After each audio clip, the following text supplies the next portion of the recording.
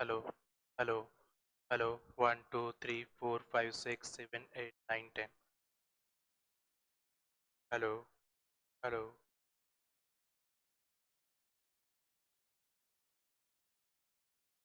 ठीक है। तो वेरी गुड आफ्टरनून एवरीवन। तो प्रीवियस लेक्चर में हमने सिंपल फिशर कार्बिन सिंथेसिस के बारे में स्टडी की थी, और इस फिशर कार्बिन्स की एप्लीकेशन के पार्ट के बारे में आज हम देखने वाले हैं, और श्रॉक कार्बिन के एप्लीकेशन के पार्ट के बारे में हम आज देखने वाले हैं। ठीक है। तो काफ़ी इजी है और काफ़ी इंटरेस्टिंग है, और मैक्सिमम टाइम क्वेश्चन इस पे पूछे जा रहे हैं, मैक्सिमम टाइम। और कुछ भी नहीं है, जिसने सिंथेसिस कर लिया उसको पूरी कैरेक्टरिस्टिक पता हो जाएंगी, करा है उसको कैरेक्टरिस्टिक पता होगी। अब there different types of the method for the preparation of Fischer carbene. बहुत सारे मेथड्स है जिससे आप फिशर कार्बिन प्रिपेयर कर सकते हैं। वन बाय वन हम वो मेथड को देखते जाएंगे। ओके, ठीक है। फिर तो जल्दी आ जाइए सब लोग, फिर हम थोड़ा आगे चलते हैं, कंसेप्ट को स्टार्ट करते हैं। मुकेश, कीर्ति, Deepu,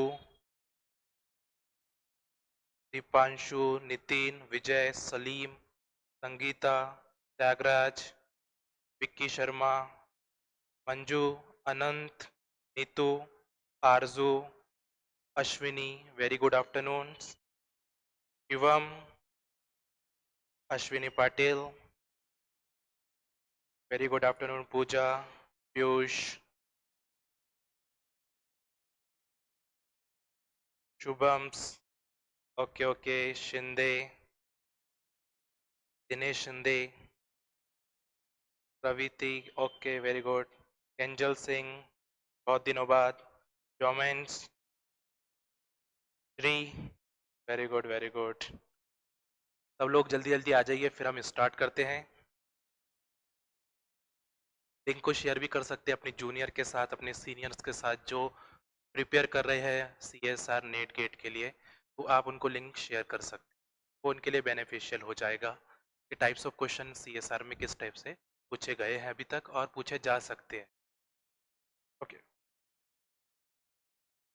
very good afternoon Meghda, Subodh, Pankaj, सब लोग ठीक होंगे। ओके, तो फिशर कार्बिन्स में हमने सिंपल सिंथेसिस की बात की थी, है ना, सिंथेसिस। तो ये सिंपल रिएक्शन मैंने लिखी है कि the reaction of the Fischer carbenes. तो थोड़ा सा हम डिफरेंट टाइप के मेथड्स देख लेते हैं कि कौन कौन से मेथड्स होंगे जिससे हम फिशर कार्बिन प्रिपेयर कर सकते हैं। तो पहला मेथड है by the nucleophilic attack on the terminal carbonyl. By the nucleophilic attack on the terminal carbonyl we also formation of the Fischer carbenes. तो थोड़ा सा हम इसका मैकेनिज्म वाइज भी देख लेते हैं कि इसका मैकेनिज्म किस टाइप से होगा और उसकी कैरेक्टरिस्टिक किस टाइप से होगा।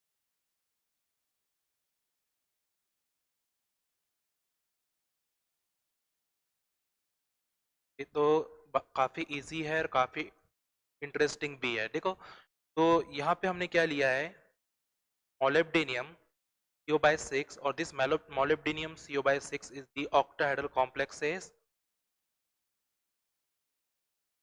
और you know that all carbonyl in the terminal position। तो ये सारे जो कार्बोनिल है वो कौन से पोजीशन में दिख रहा है आपको, टर्मिनल पोजीशन। और टर्मिनल कार्बोनिल जो होते हैं they act as a electrophilic in nature. तो यहाँ पे हम यूज कर रहे हैं फॉर एग्जांपल फिनिल लिथियम।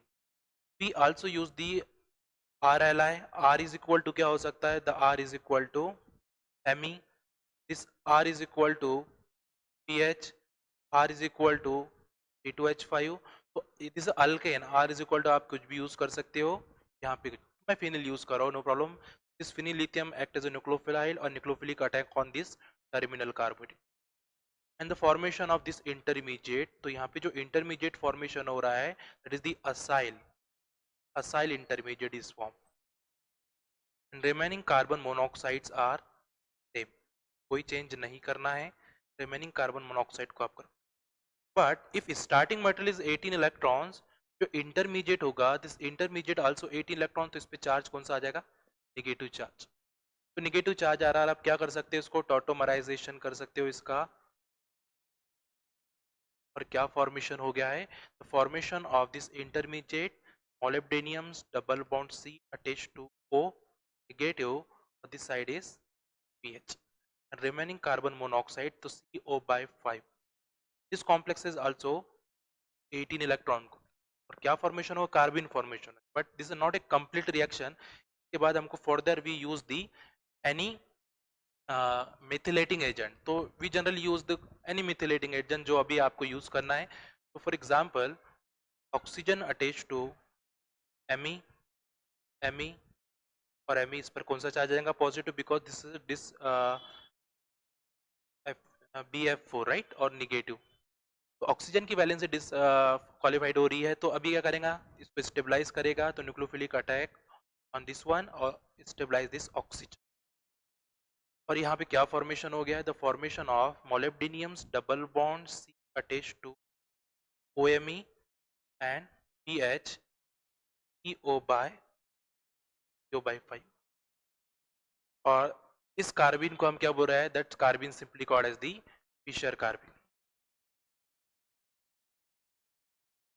तो इस कार्बिन को फिशर कार्बिन बोल रहे हैं। और you know that the carbene carbon attach to the hydro items, इस carbene carbon attach to hydro item, इस carbene simply called as singlet carbene. उस कार्बिन को हम सिंगलेट कार्बिन बोल रहे हैं। But you know that the singlet carbene hybridization क्या होती है, the singlet carbene is the sp2 hybridize. और you know that singlet carbene is are more reactive, they act as electrophilic in nature. Singlet carbene क्या दिखाएगा आपको, electrophilic properties दिखा सकता है, electrophilic. This is some characteristic of the future carbene. अब यहाँ पे हम बात करते हैं, ये जो मेटल है, the metal oxidation state is this, metal oxidation state is 0। तो मेटल अगर लोअर ऑक्सीडेशन स्टेट में हुआ तो मेटल क्या होता है, electron rich, metal is electron rich, ठीक है। और मेटल इलेक्ट्रॉन रिच है, और मेटल को कौन अटैच है, metal attach to the pi acceptor ligands. तो ये बहुत सारी थिंकिंग है जो आप अप्लाई कर सकते हो, metal attach to pi acceptor ligand, acceptor ligands right. तो ये, और कार्बिन को कौन अटैच है, carbene attach to the pi donor ligands. तो in Fischer carbene, carbon carbene attach to carbon carbene attach to pi donor ligand, okay. और कितने electron system है, 1 2 3 4।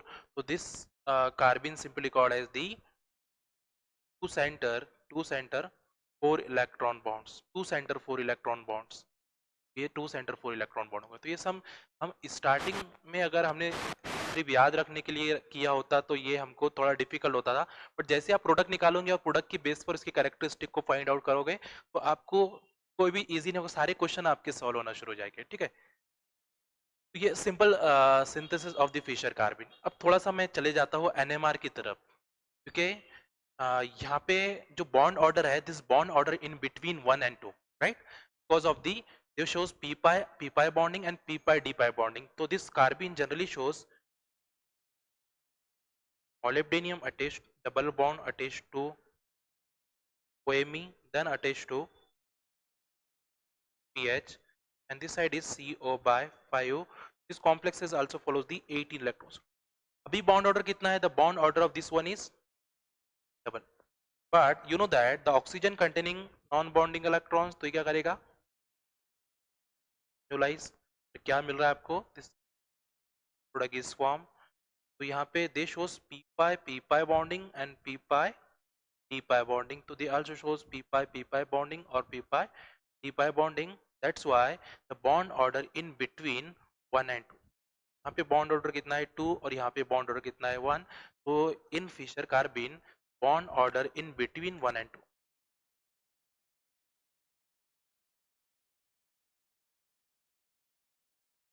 because of the conjugation क्या हो जा रहा है, the bond order in between 1 and 2 right, 1 and 2। तो अब दो टाइप के टेम्परेचर आपके पास हो सकते हैं, एक लो टेम्परेचर होगा, एक हाई टेम्परेचर। तो ये मिथिल जो है, मिथिल कुछ ना कुछ प्रॉपर्टीज तो दिखाएगा, दिस मिथिल कुछ ना कुछ तो प्रॉपर्टीज दिखा रहा है, because they shows p pi bonding and p pi d pi bonding. तो कहीं ना कहीं इसमें फ्लक्चुएशनलिटी आएंगी एट हाई टेम्परेचर, और at low temperature they act as a rigid, है ना, रिजिड हो सकता है। तो दो चीजें हमको यहाँ पे देखना है, तो समझ लेते हैं पहले कि दो फिशर कार्बिन्स है, इसमें हम मिथिल के प्रोटॉन की बात कर रहे हैं, नॉट फिनिल। फिर मिथिल प्रोटॉन की बात करेंगे तो there are two types of the temperature present in the molybdenum double bonds attached to Me and R, तो मैं इसको आर कंसिडर करता हूँ पीएच छोड़ के, ठीक है, और ये हो जाएगा आपका CO/5।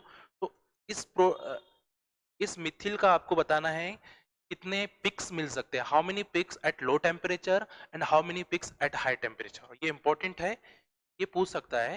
रेफरेंस बुक में आपको प्रेफर किया है, बहुत सारी रेफरेंस बुक ने इसको बताया भी है। तो दो टेम्परेचर आपके पास हो सकते हैं, एट लो टेम्परेचर और एट हाई टेम्परेचर। तो मैं सिंपली एट लो टेम्परेचर की बात करता हूँ, तो the low temperature that molecule act as a rigid, rigid हो सकता है। और एट हाई टेम्परेचर की बात करेंगे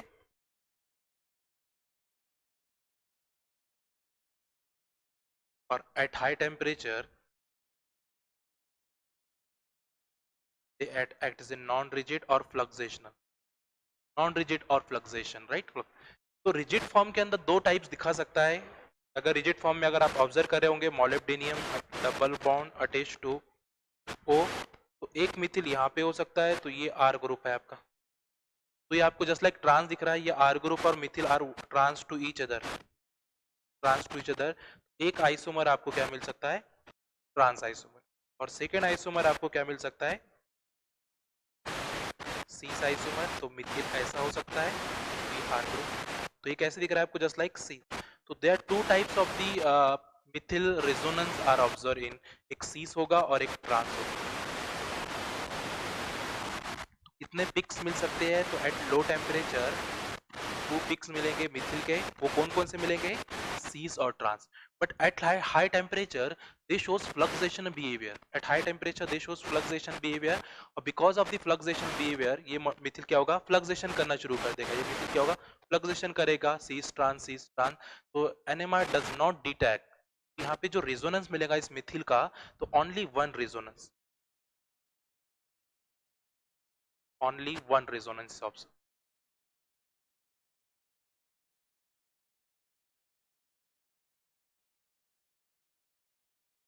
ये पॉइंट बहुत ज्यादा इंपॉर्टेंट है कि जो फिशर कार्बिन्स होते हैं वहाँ पे क्या होने की वजह से, P pipe D pipe bonding, P pipe और पी पाइप बॉन्डिंग होने की वजह से वो क्या करेगा, रोटेशंस करने वाला है, राइट। तो लो टेम्परेचर पे तो एक तो सीस होगा या फिर ट्रांस हो सकता है, बट एट हाई टेम्परेचर पे मिथिल क्या हो जाएगा, फ्लक्सेशन करेगा। और इसकी वजह से दिस मिथिल प्रोटॉन्स आपका ना सीस दिखेगा ना ट्रांस दिखेगा, इसलिए एक ही आपको रेजोनेंस वहाँ पे मिल सकता है।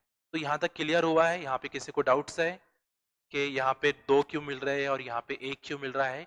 Totally depend on the temperature, they totally depend on the fluxional behaviour, right, fluxional behaviour. Very important इस क्वेश्चन बन सकता है। मिथिल प्रोटॉन के बारे में बात हो रही है, ये सिर्फ मिथिल प्रोटॉन के बारे में बात हो रही है, मिथिल रेजोनेंस के बारे में बात हो रही है। तो एनीवन डाउट्स, यहाँ पे किसी को डाउट्स है, then ask me.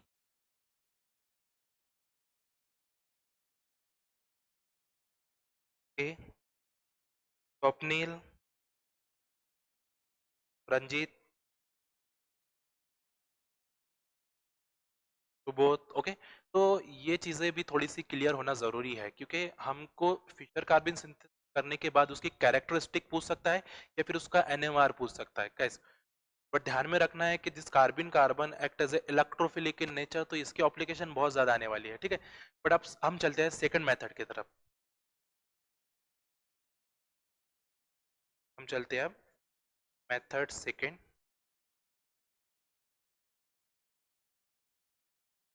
Method second, okay. तो for example if you observe chromium CO by 6 1 2 3 4 5 and 6, the reaction with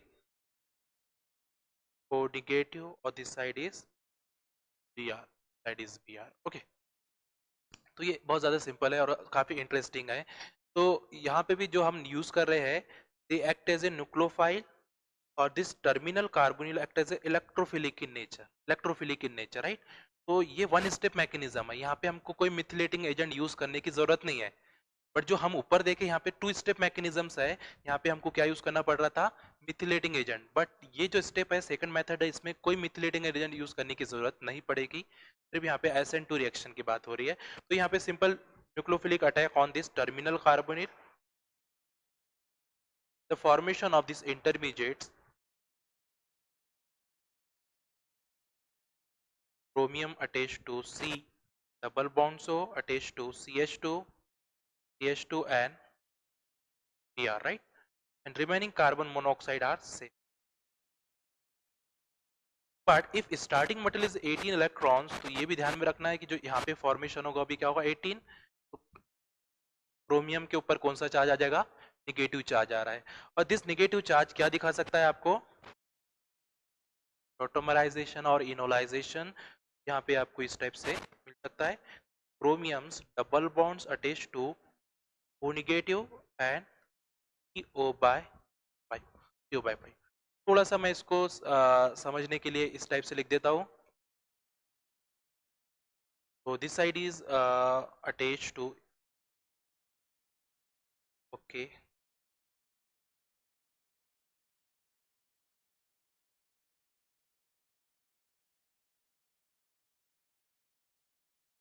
तो यहाँ पे अगर बात करेंगे, यहाँ पे कौन अटैच होगा, CH2, side is CH2 and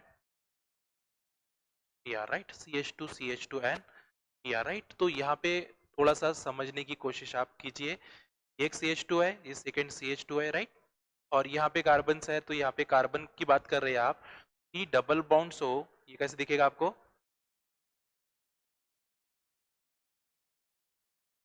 O negative, right, O negative.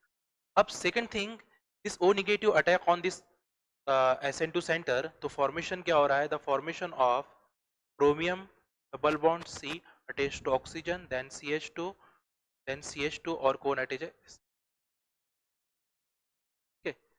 तो ये भी आपको ध्यान में रखना जरूरी है कि यहाँ पे जो फॉर्मेशन हो रहा है, the formation of Fischer carbene और not, because this carbene carbon attached to the hydro atoms, और that's also simply called as the Fischer carbene, Fischer carbene. This carbene how many electron donor, तो कितने electron contribute करेगा, this carbene is 2 electron donor, 2 electron donor है, right, तो this 2 electron donor, तो this carbene also called as the Fischer carbene और singlet कार्बिन्स, right, because carbene carbon attach to the hetero atoms. तो ये second method है for the preparation of the Fischer carbenes, right.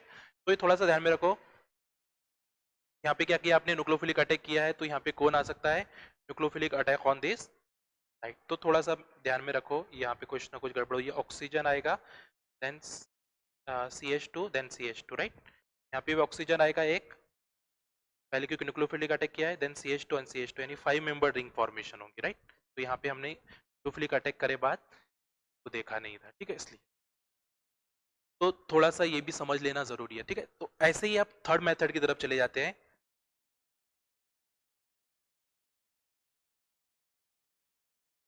तो इसको भी थोड़ा सा देख लेते हैं। For example, chromium CO/6, the reaction with sodium, the formation of A, and they also react with CH2 and Cl, और यहाँ पे क्या मिल रहा है आपको, the B product is formed, so this also direct formation of Fischer carbene. तो पहले concept ये ध्यान में रखना है कि chromium CO/6, this also 18 electron complex, reaction with sodium, तो the formation of the metalate complexes, कि जब भी हम सोडियम के साथ रिएक्शन करते हैं कौन सा कॉम्प्लेक्स फॉर्म होता है, मेटलेट कॉम्प्लेक्स। तो chromium CO/5 and 2 negative, because 1 carbon monoxide is dissociate, तो उसकी जगह पे 2 इलेक्ट्रॉन्स आएंगे, बिकॉज 2 सोडियम ऑक्सीडेशन कर रहे हैं और रिएक्शन हो रहा है, यहाँ पे क्या हो रहा है, रिडक्शन हो रहा है कॉम्प्लेक्सेस का, ओके। तो चलो कोई बात नहीं, तो ये मेटलेट, और मेटलेट एक्ट एज ए न्यूक्लियोफाइल। तो आपके पास दो सेंटर है, ये एक इलेक्ट्रोफिलिक सेंटर है और ये एक इलेक्ट्रोफिलिक सेंटर है, मैं ए इसको बी दे देता हूँ और इसको मैं ए देता हूँ। तो which electrophilic which centre is more electrophilic in nature, A और B, which centre is more electrophilic in nature, इस कौन सबसे ज्यादा इलेक्ट्रोफिलिक होगा, B is more electrophilic और A is more electrophilic?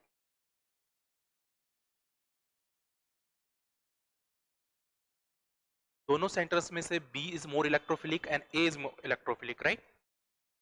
So obviously acyl chlorides, these acyl chlorides are the more electrophilic in nature as compared to the linear alkene जो आपको दिया गया है, ठीक है? तो कोई प्रॉब्लम नहीं है.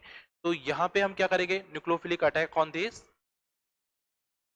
असाइल क्लोराइड और फॉर्मेशन हो रहा है आपका formation of chromium attach to C double bond so then CH2 CH2 CH2 और राइट और CO/5 इज रिमेनिंग सेम और इस पे कौन सा चार्ज आ रहा है? निगेटिव चार्ज आ रहा है.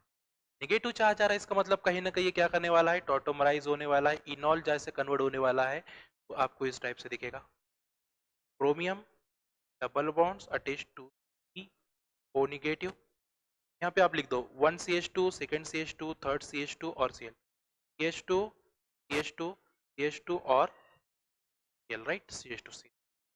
सेकेंड स्टेप क्या होंगी? The second step is the ascent to and the formation of which carbene? The formation of Fischer carbene. So there are so many methods for the preparation of Fischer carbene. बहुत सारे methods है जिससे आप Fischer carbene को prepare कर सकते हो.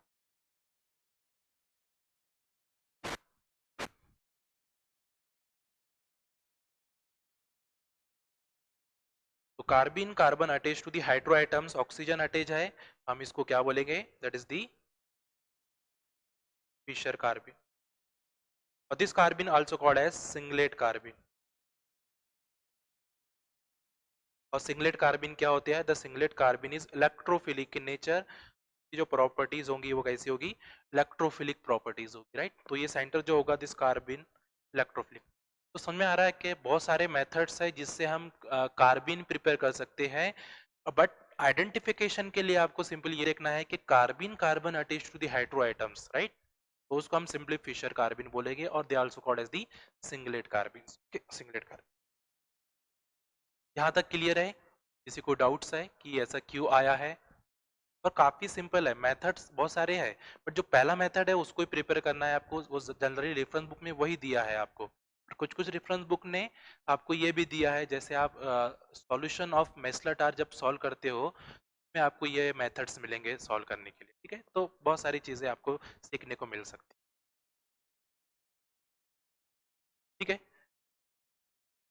तो यहाँ तक तो बात हो गई थी कि मेथड्स हो सकते हैं प्रिपरेशन के. अब थोड़े से हम एप्लीकेशन पार्ट की तरफ चले जाते हैं.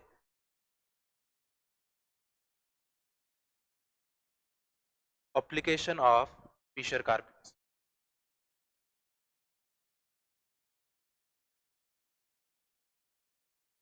एप्लीकेशन ऑफ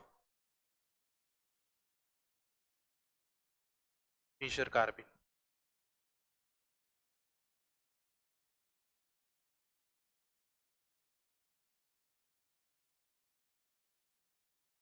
अब इसके एप्लीकेशन क्या है? There so many application in the organic chemistry.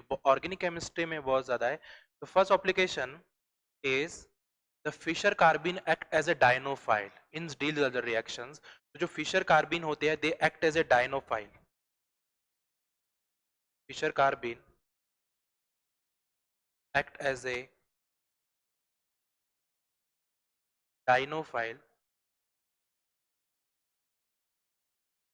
in Diels-Alder reactions or Diels-Alder reaction. Okay. Second thing, Fischer carbene shows nucleophilic substitution reactions. So they shows nucleophilic attack or nucleophilic substitution reaction. Nucleophilic substitution reaction भी दिखा सकता है, इसको हम nucleophilic attack बोल सकते हैं, ठीक है? थर्ड एप्लीकेशंस है तो they the Fischer carbene act as a क्या दिखा सकता हूं उनको पाई एक्सेप्टर्स और इसको हम क्या बोल सकते हैं? Michael acceptors. तो ये क्या कर सकता है? माइकल एक्सेप्टर रिएक्शन दिखा सकता है. Michael acceptor. Fischer carbene act as a Michael acceptors. और क्या दिखा सकता है? The Fischer carbene also shows aldol reaction. Organic के अंदर हम बहुत सारे रिएक्शंस बता सकते हैं. तो जो फिशर कार्बिन है वो एक्ट एज ए डायनोफाइल कर सकता है, डायनोफाइल्स. they also shows nucleophilic attack, और they also act as a Michael acceptor और aldol reactions भी दिखा सकता है. वन बाय वन हम डिस्कस करते जाएंगे, राइट. ये application of the Fischer carbene है, ये आप ऑर्गेनिक में भी अप्लाई कर सकते हो. माइकल एक्सेप्टर की जगह पे आप फिशर कार्बिन भी यूज कर सकते हो. देखेंगे वन बाय वन हम, ठीक है. Clear, okay. तो फर्स्ट देखते हैं हम Fischer carbene act as a dienophile. Fischer carbene क्या दिखा रहा है आपको? They act as a dienophile. और क्या दिखा सकता है? 4+2 सैक्लो एडिशन रिएक्शन. तो हम डायल्स-अल्डर रिएक्शन के बारे में बात करते हैं. What is the criteria for the Diels Alder reactions? तो इसमें क्या होता है? The one is the diene and other is the dienophile. Other is dienophile, ठीक है. डाइन का जनरली हम क्या यूज करते हैं? डाइन का हम क्या यूज करेंगे जनरली?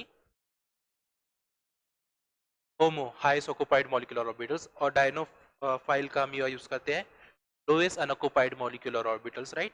और यहाँ पे कितने इलेक्ट्रॉन सिस्टम है? तो ये इसको बोलेंगे 4 और 2, तो इसलिए इसको बोल रहा है this one is the 4+2 cyclo addition.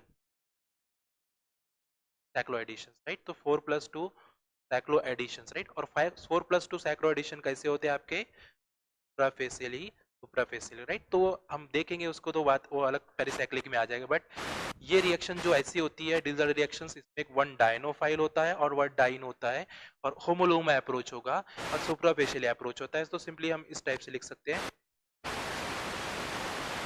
Right. और फॉर्मेशन क्या हो रहा है? The formation of two product. तो there two product is form. तो यहाँ पे जो प्रोडक्ट फॉर्मेशन हो सकते हैं, एक हो जाएगा एक्सो प्रोडक्ट. तो one is the exo product and other one is the endo product, right. तो एक मिलेगा आपको endo. There two product is forms exo और endo. But according to the 4+2 cyclo addition, in this case endo product is major. endo product is major because of the secondary interactions. Because of secondary interaction, यहाँ पे क्या होता है? secondary interactions हो रहा है, और because of secondary interaction the endo product is more stable, right. और exo product is minor. exo क्या हो गया आपके? minor. और this one is endo is major. endo is major. तो ये, अब ये जो डायनोफाइल है, दिस डायनोफाइल, इस डायनोफाइल को हम रिप्लेस कर सकते हैं किसके साथ? Bye the Fischer कार्बिन. कैसे? ठीक है. तो वन बाय हम देखेंगे कि कैसे हम रिप्लेस कर सकते हैं. तो फॉर एग्जांपल स्टार्टिंग मेटल में सिमिलर लेता हूं डाइन, और इस replaces by the Fischer carbene. chromium CO/5 attached to the,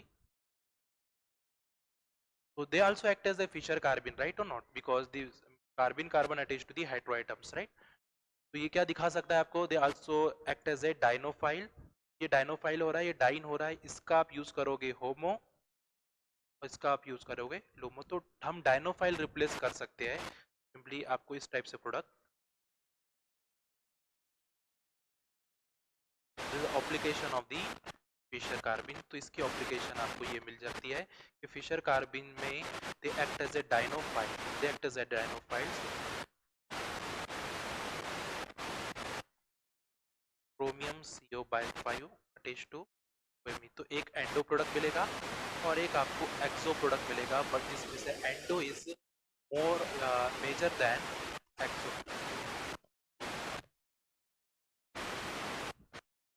तो ये आपका मेजर होगा और दिस वन इज माइनर होगा. तो ये काफी सिंपल आइडेंटिफिकेशन है application of the Fischer कार्बिन.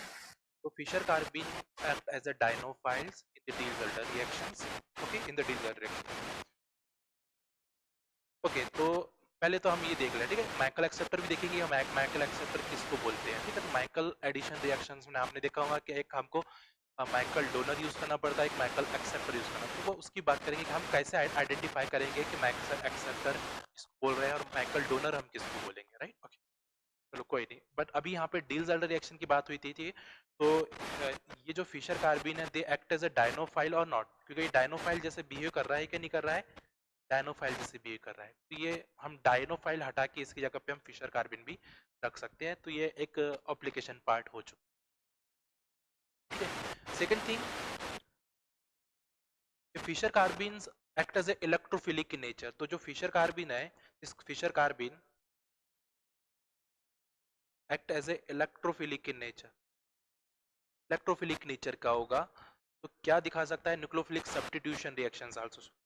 For example, chromium double bond C attached to OMe, then attached to PH, this side is CO by 5, so this is also 18 electron. क्या use करें आप, nucleophile secondary amine, we generally use secondary amine NR2, right. तो यहाँ पे क्या होगा, the simply nucleophilic attack on this center because this carbon act as a electrophilic center, तो this carbon act as a electrophilic center, तो इस type से nucleophilic attack होगा और आपको क्या मिलेगा, this intermediate is form, chromium C attached to OMe, then NR2 और दिस साइड इज PH, ठीक है। तो सेकंड थिंग क्या हो सकता है, this amine containing non bonding electrons, तो ये क्या करेगा, वापस से इलेक्ट्रॉन्स होगा, या फिर सेकंड थिंग, इस पर आपने न्यूक्लियोफिलिक अटैक करे तो इस पे नेगेटिव चार्ज आया, ये वापस से आएगा और ये का बाहर क्या निकल जा रहा है आपका OMH, यानी आपका मिथेनॉल बाहर निकलेगा, और क्या फाइनल प्रोडक्ट फॉर्मेशन हो रहा है, the final product is carbene, वापस से रीजनरेशन ऑफ कार्बिन हो रहा है।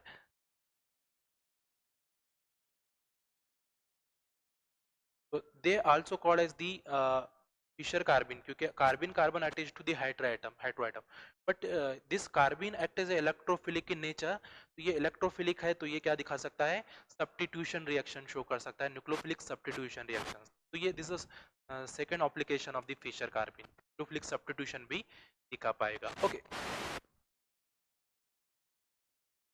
ओके, सेकंड थिंग ये आ सकती है यहाँ पे कि they act as a Michael acceptor, है ना, तो माइकल रिएक्शंस की बात करें तो they act as a Michael acceptor, तो ये माइकल एक्सेप्टर भी दिखा सकता है क्योंकि इसके पास कॉन्जुगेशंस है, राइट। तो जो माइकल हम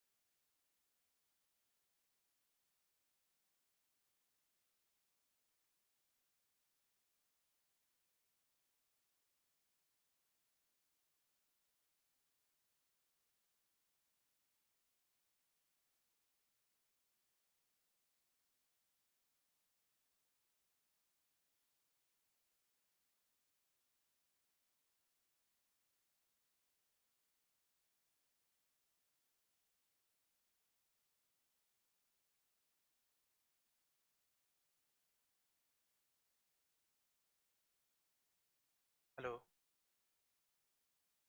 हेलो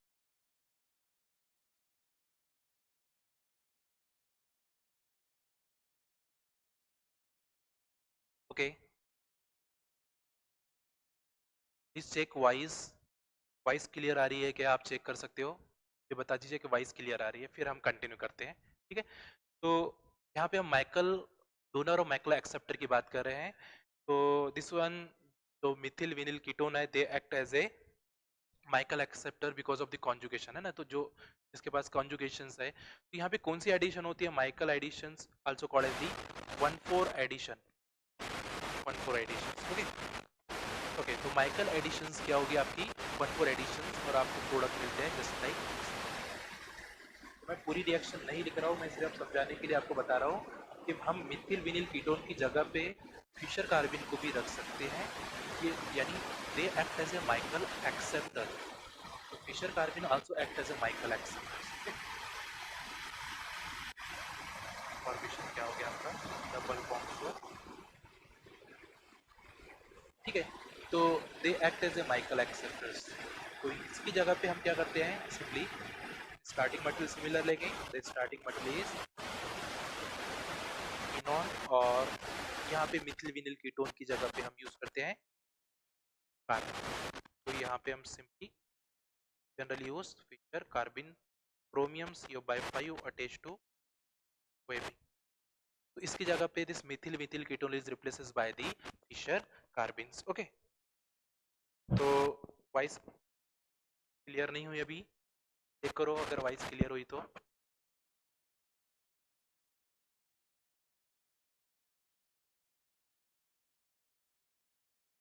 राम, आरजू, वाइस क्लियर हुई है? ओके,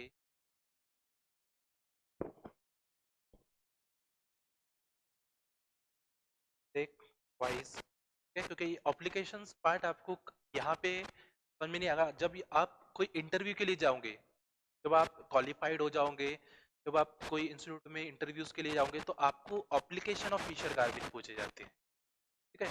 तो हो सकता है एग्जाम्स में भी पूछ ले, बट मैक्सिमम टाइम जब आप इंटरव्यूज के लिए जाते हो तो एप्लीकेशन ऑफ कार्बिन आपको पूछा जाता है। What is the application of carbene, कहाँ कहाँ पे आप कार्बिन को यूज कर सकते हो, कहाँ कहाँ पे आप कार्बन को सब्स्टिट्यूट कर सकते हो, तो ये चीजें आपको आनी जरूरी है, एप्लीकेशन पार्ट आपको आना जरूरी हो, ठीक है। तो मैं इसको स्टार्टिंग में ऐसा यूज कर सकता हूँ, इनॉल को मैं इस टाइप से लिख देता हूँ, और जस्ट लाइक 1,4 एडिशन में करूंगा, just like 1,4 addition.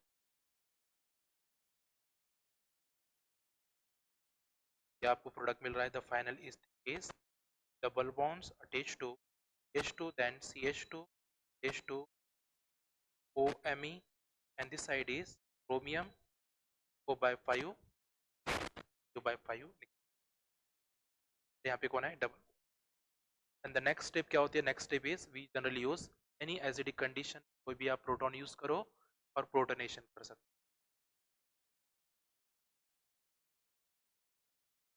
1 2 3 side is double bonds chromium by 5।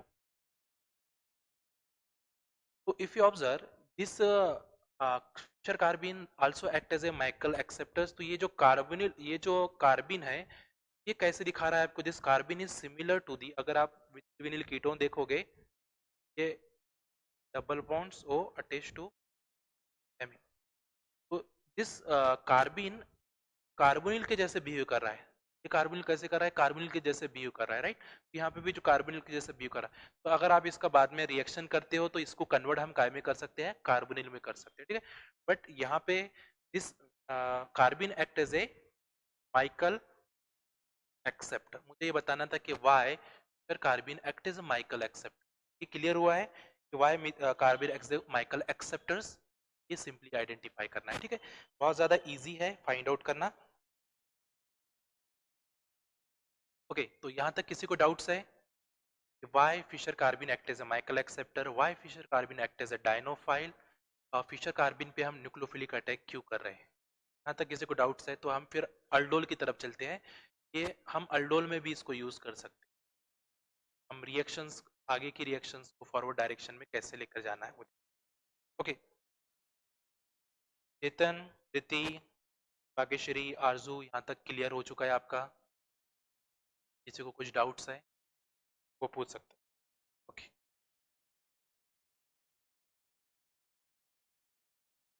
Okay, तो नेक्स्ट थिंग इज हम माइकल रिएक्शन देखते हैं, अल्डोल रिएक्शन देखते हैं, बात करें हम aldol reactions. तो simply first thing is carbene कौन सा यूज करें आप, carbene right. If you have observed this Fischer carbene react with base. In Fischer carbene this hydrogen act as a acidic in nature. ये जो hydrogen है इस hydrogen act as a acidic in nature और क्या करेगा easily abstract कर सकते हैं. तो for example chromium double bond attach to OMe, then double bonds H2 right और साइड CO/5 पे कौन सा चार्ज है नेगेटिव. और आप क्या यूज करोगे, कोई इनॉल यूज करोगे और ये क्या करें conjugate additions, conjugate addition take place और फॉर्मेशन हो रहा है आपका just like beta hydroxy group right. The formation of the beta hydroxy group. जब भी हम अल्डोल रिएक्शंस करते हैं उनमें क्या प्रोडक्ट मिलता है आपको, the beta hydroxy, beta hydroxy is form right. तो मेरे को सिंपली ये बताना है कि जो आपका फिशर कार्बिन है they also shows aldol reaction. हम क्या कर सकते हैं इसको अल्डोल रिएक्शंस की भी दिखा सकते हैं. तो generally formation of beta hydroxy group, this one alpha और ये बीटा. और अगर आप यहाँ पे कोई एसिडिक कंडीशन रखते हो तो ये क्या करेगा H2 पॉजिटिव हो जाएगा और यहाँ से क्या निकल जाएगा आपका वाटर मॉलिक्यूल, वाटर मॉलिक्यूल्स निकलेगा और फॉर्मेशन हो जाएगा अल्फा बीटा अनसैचुरेटेड कीट जैसे alpha beta unsaturated. Final product of this reaction is OMe attached to H2CH3 double bonds. तो in aldol reaction the final product क्या होता है आपका अल्फा बीटा अनसैचुरेटेड कीटोन. यहाँ पे भी क्या मिल रहा है आपको द अनसैचुरेटेड. यहाँ पे इसकी जगह पे हम क्या रख सकते हैं कार्बोनिल रख सकते हैं. तो जस्ट लाइक हमको ये क्या दिख रहा है अल्फा बीटा अनसैचुरेटेड कंपाउंड जैसे दिख रहा है राइट. तो ये अल्फा बीटा अनसैचुरेट, अल्फा और बीटा पोजीशन पे क्या है अनसैचुरेशन साइट्स है. तो ये जो कार्बिन है इसका बिहेवियर भी इस टाइप से दिखा सकता है. तो there is so many application of the Fischer carbene. तो बहुत सारी एप्लीकेशंस है. आप अल्डोल रिएक्शंस कर सकते हैं, आप माइकल में लिख सकते हैं, आप न्यूक्लियोफिलिक अटैक कर सकते हो और आप डिल्स-एल्डर रिएक्शन में भी उसको कर सकते हो. तो बहुत ज्यादा समझने के लिए है. हमको चलो एग्जाम पॉइंट ऑफ व्यू की बात नहीं कर रहे हैं बट जब भी आप कोई इंटरव्यू के लिए जाओगे तो वहां पे ये आपको जरूर पूछा जाएगा कि ऑर्गेनिक में इसके एप्लीकेशन क्या है, what is the application of Fischer carbene in the organic synthesis. Organic synthesis में कोई भी आप माइकल एडिशन रिएक्शन में माइकल एक्सेप्टर को रिप्लेस करके फिशर कार्बिन को रख दो राइट. डायनोफाइल को रिप्लेस करके फिशर कार्बिन को रख दो राइट. तो बहुत सारा इंपॉर्टेंट एप्लीकेशन आपको. ओके चलो ठीक. Second thing Fischer carbene also formation of carbyne. जो फिशर कार्बिन्स है जे आल्सो फॉर्मेशन ऑफ कार्बाइन. ये कार्बाइन फॉर्मेशन भी कर सकते हैं. तो देखेंगे हम कार्बाइन किस टाइप से होते हैं. तो जनरली देखा है chromium O/6, chromium CO/6, the reaction with phenyllithium, formation of A product, and then for the reaction with the any methylating agent, कोई भी methylating agent को आप use करो attached to OMe and F3, they also act as a methylating agent, the formation of B product, and B product is the Fischer carbon. These Fischer carbons also react with the BX3 और BX3 में क्या हो सकता है BCl3 I3 right. और formation of product और this C product जो formation होगा इसको हम बोलेंगे कार्बाइन. सी प्रोडक्ट इसका. तो हम फिशर कार्बिन से हम कार्बाइन भी फॉर्मेशन कर सकते हैं. वन बाय वन देखेंगे. यहाँ पे क्या फॉर्मेशन हो this formation of intermediate C chromium double bonds C O negative and this side is H और CO/5 दिस इंटरमीडिएट. देखिए क्या कर रहा है nucleo attack on this side formation of Fischer carbene. तो यहाँ पे जो फॉर्मेशन हो रहा है that formation of chromium double bond C attach to OMe then H O/2/5. और अब क्या कर रहे हैं यहाँ पे BX3 यूज कर रहे हैं आप. तो BX3 इज हैलाइड है आपका this halide containing vacant D orbitals, तो ये हैलाइड के पास क्या है, वैकेंट डी ऑर्बिटल्स, और ये ऑक्सीजन के पास क्या है, non bonding electrons, non bonding electrons क्या करेगा इस पे, और एक एक्स बाहर निकलने वाला है, तो वन आपका एक्स क्या हो रहा है, बाहर निकल रहा है, तो chromium double bond C attach to O M E attach to P X, और this side is remaining P H R remaining, तो यहाँ पे कौन सा चार्ज आ जाएगा, पॉजिटिव चार्ज आ जाएगा, और इसको स्टेबलाइज कौन कर रहा है, एक्स निगेटिव, जो एक्स बाहर निकला है कॉम्प्लेक्स को स्टेबलाइज कर रहा है, राइट, ठीक है। तो ये हो गया आपका जैसे इंटरमीडिएट, यहाँ तक इंटरमीडिएट फॉर्म हो गया, अभी भी कॉम्प्लेक्स आपका 18 इलेक्ट्रॉन कॉम्प्लेक्स है, but second thing this complexes are stable, तो अब but the metal is electron rich, this metal are electron rich because the zero oxidation state, तो क्रोमियम कितनी ऑक्सीडेशन स्टेट में है, the chromium is zero oxidation state, तो this one is electron rich, तो क्या करेगा, this electron are shift toward this side, और ये क्या बाहर निकल रहा है आपका, ये बाहर निकल जाएगा, और फॉर्मेशन हो रहा है, the formation of chromium triple bond C attached to pH, right, attached to pH, and this go by 5, और इस पे चार्ज कौन सा आएगा, पॉजिटिव, और इस पॉजिटिव चार्ज को कौन स्टेबलाइज कर रहा है, एक्स निक, बिकॉज द क्रोमियम इज 6 और 6 और 10 आपका 16, 16 और 3 इज 19, और 19 माइनस 1 इज 18, ये भी 18 इलेक्ट्रॉन कॉम्प्लेक्स होगा, ये भी 18 इलेक्ट्रॉन कॉम्प्लेक्स होगा, बट यहाँ पे अभी स्टेबल नहीं हुआ है, ये क्या करेगा, for the dissociation of one carbon monoxide, for the dissociation of one carbon monoxide and the formation of these types of product, तो ये chromium triple bond C attach to PH, यहाँ पे अटैच होगा आपका, तो this the correct thing of the formation of carbyne, but carbyne में एक ही important thing है कि जो कार्बाइन है उसके अपोजिट में कौन अटैच होगा, हैलोजन अटैच होगा, और they also follows the 18 electrons rule, ये क्या फॉलो करेगा, 18 इलेक्ट्रॉन्स रूल को फॉलो करने वाला है, ठीक है। तो द कार्बाइन फॉर्मेशन भी हम कर सकते हैं Fischer carbene, the Fischer carbene also formation of carbyne, और this carbyne is sigma donor but they act as a pi acceptors, तो ये दो पाई बॉन्ड फॉर्मेशन हो रहे हैं, ये क्या कर सकता है, they act as a sigma donor but they act as a pi acceptor, because of the pi acceptor they generally formation of the triple bonds, तो they also formation of triple bond, but chlorine halogen is opposite to the carbine, opposite to the carbine, so carbine is how many electron donor, the carbon is 3 electron, ये जो carbene है this is 3 electron donor होगा, ये ध्यान में रखना है आपको, ये बहुत ज्यादा इंपॉर्टेंट है, आपको पूछता है कि कार्बन फॉर्मेशन क्या होगी, तो कोई भी फिशर कार्बिन पे अगर आप लेविस एसिड डालते हो तो जनरली फॉर्मेशन होता है कार्बन, कोई भी लेविस कोई भी इस पे, फॉर एग्जांपल आपको दिया गया है tungsten C attached to OMe attached to R R को by 5, और आप रिएक्शन कर रहे हैं BCl3 के साथ, BCl3 के साथ रिएक्शन कर रहे हैं, तो always formation of carbyne, carbyne react with any Lewis acid is generally formation of carbyne, और कार्बाइन में आपको क्या मिलेगा, final product tungsten triple bond C attach to R, और इसके अपोजिट में ऑलवेज ऑलवेज कौन आएगा, हेलोजन, Bi3 है तो आयोडीन आएगा, BCl3 है तो क्लोरीन आएगा, और remaining carbonyl R, but they follow the 18 electrons rule, right, this carbene also follows the 18 electrons rule, तो हम फिशर कार्बिन से कार्बाइन भी फॉर्मेशन करते हैं, और this carbyne is sigma donor but they act as a pi acceptor, क्या कर रहा है आपका, they act as a pi acceptor, और डोनर है but they act as a pi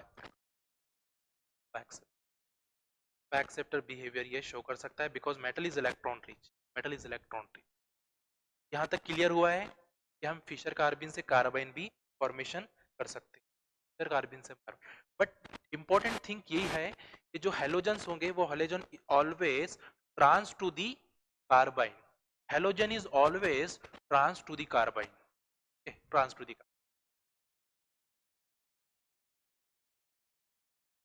okay, तो ये तो हो गया था अपना फिशर कार्बिन, अब रॉक कार्बिन की तरफ चले जाते हैं, उससे पहले मैं थोड़ा सा ये भी समझाने की कोशिश कर लेते हैं कि जो हमने इसके बारे में डिस्कस किए थे,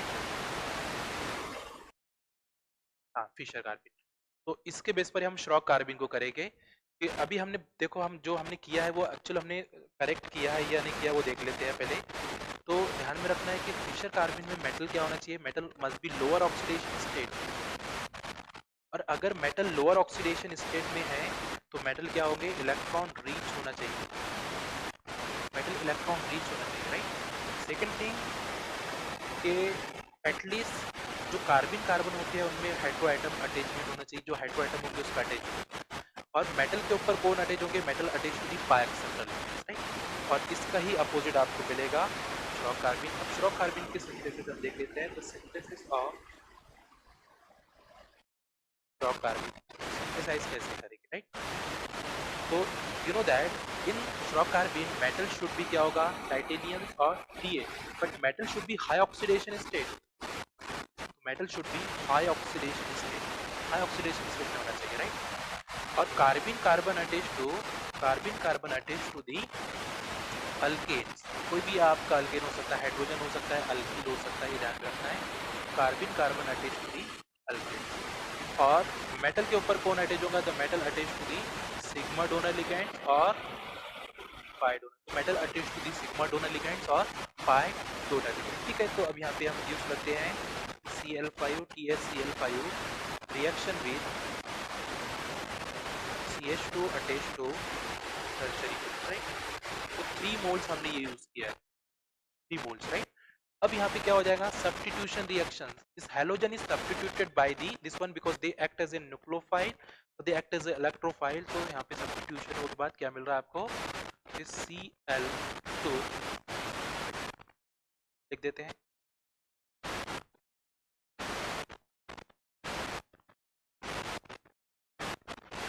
chlorine chlorine CH2 tertiary groups, CH2 tertiary group, और this side is CH2 tertiary group. मैं डायरेक्ट भी लिख सकता था कि अल्फा एलिमिनेशन करके लिख सकते, बट पहले हम स्टार्टिंग मटेरियल से ले रहे हैं, ठीक है। For there also react with tertiary groups, तो यहाँ पे भी क्या होगा, substitution, one chlorine also substituted and this product is form. अभी एक ही क्लोरीन रिमेनिंग सेम है यहाँ पे, तो यहाँ पे CH2 tertiary group, CH2 tertiary group and CH2 tertiary group, right. और एक आपका CH2 टर्शरी। अब क्या होता है, the main important thing is the, यहाँ पे होता है अल्फा एलिमिनेशन, और they also called as the alpha abstraction reactions. तो यहाँ से क्या होगा, अल्फा एब्स्ट्रैक्शन, बाहर निकल जाएगा HCl, और फाइनल प्रोडक्ट क्या फॉर्मेशन होगा, the final product of this reaction is PSC attached to tertiary group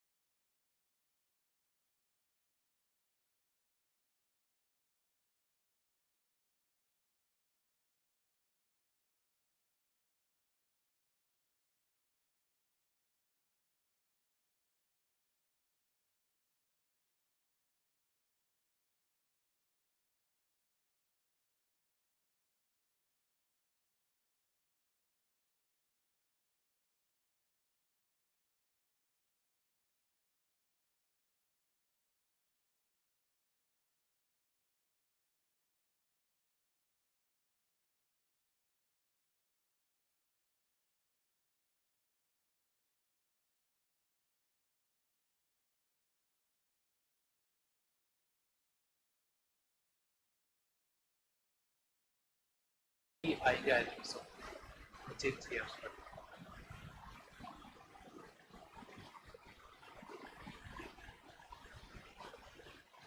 okay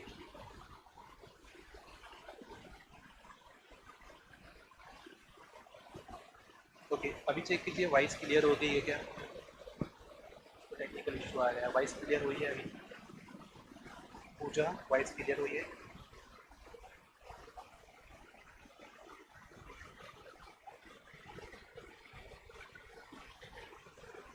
पूजा आज वॉइस क्लियर हुई है? Please tell me.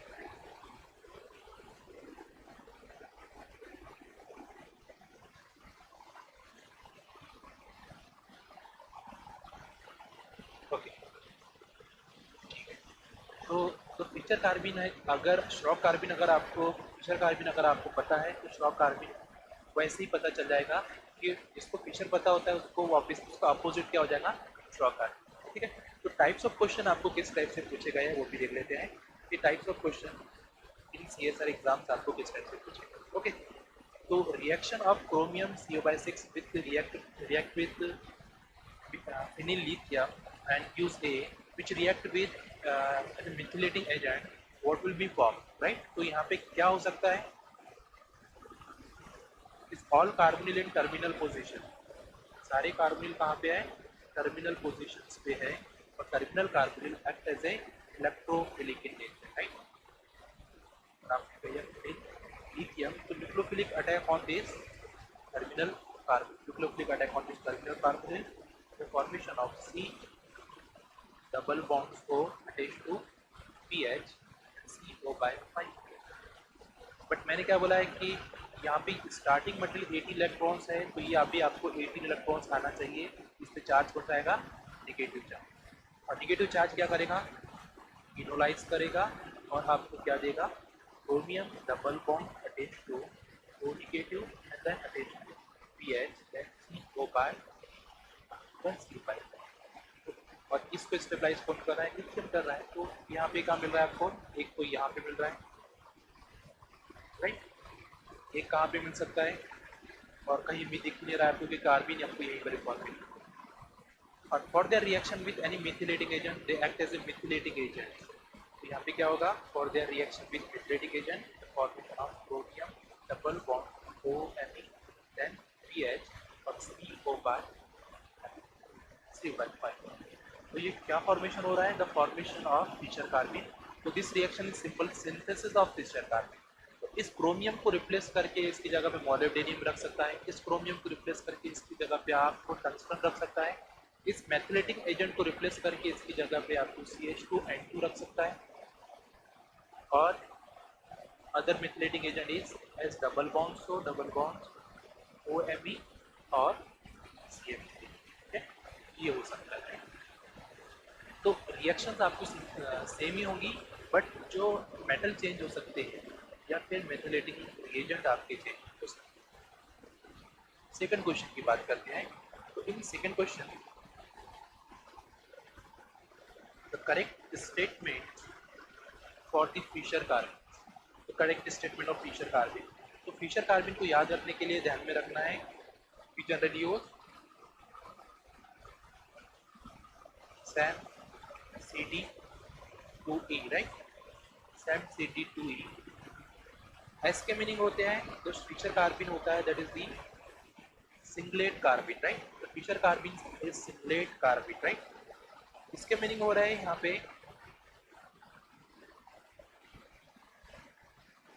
Acceptor metal ligands, जो मेटल के ऊपर जो अटैच होंगे वो कौन से होंगे, एक्सेप्टर लिगेंड्स अटैच होंगे। कार्बिन के भी कौन अटैच होगा,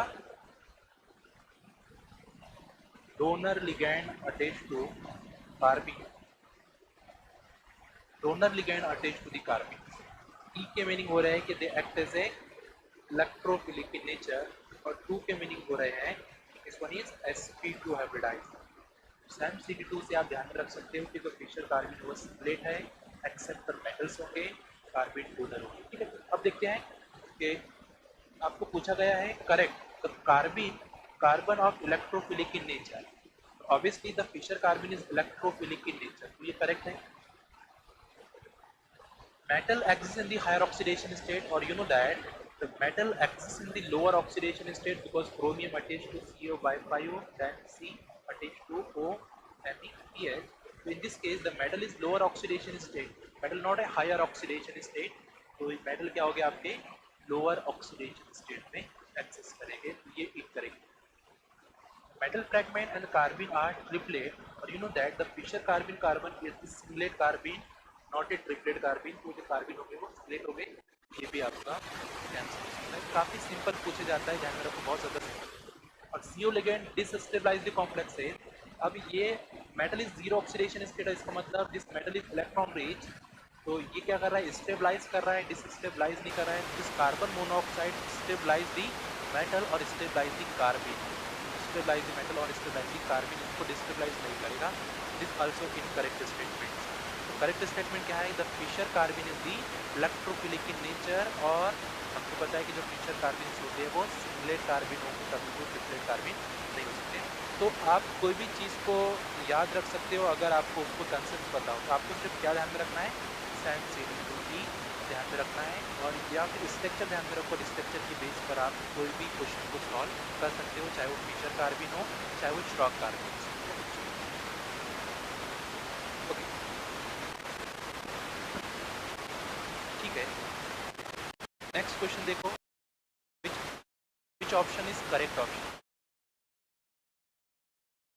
विच option is correct option for typical Fischer and Schrock carbon. Consider the following statement. आपको स्टेटमेंट रीड करना है और which statements are correct statement आपको बताना है.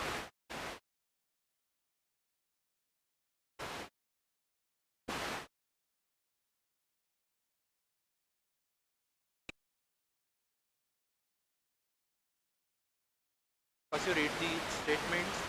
फिशर कार्बन, स्ट्रॉक कार्बन, इसको आपको पहले देखना है कि फिशर कार्बन स्ट्रॉक कार्बन का स्ट्रक्चर बना लो. कुछ नहीं समझ में आया तो इतना तो ध्यान में रख सकते हो, what is the correct structure of Fischer carbon और स्ट्रॉक कार्बन. तो मैं सिंपल पहले फिशर कार्बन का बनाते हैं. Chromium double bond OMe and HCO by Q by 5. Then second thing, Schrock carbon क्या होता है आपका, डबल बॉन्ड